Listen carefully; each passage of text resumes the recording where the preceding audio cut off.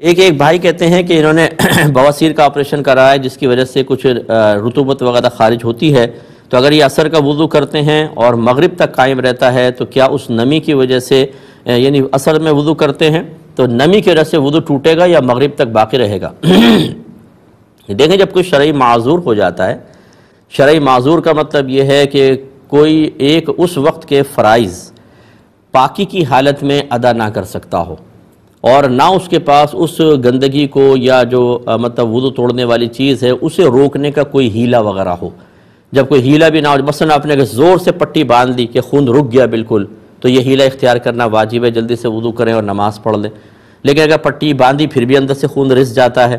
یا پیپ مسلسل نکل رہی ہے یا جیسے آپ کے مسائل ہیں، تو ایسی صورت میں بس آپ عصر کا جیسے آپ نے وضو کیا، مغرب تک آپ کا یہ وضو باقی رہے گا، اس عذر کی وجہ سے کبھی نہیں ٹوٹے گا۔ ہاں، آپ ویسے جا کے پیشاب کر کے آ گئے تو وہ تو ٹوٹ جائے گا، دوسرا سبب ہے۔ اس سبب سے جو آپ کے ساتھ شرعی عذر ہے اس کی وجہ سے وضو نہیں ٹوٹے گا۔ پھر جب مغرب کا وقت آئے پھر تازہ وضو کر لیں، اسی طریقے سے آپ کرتے رہیے گا۔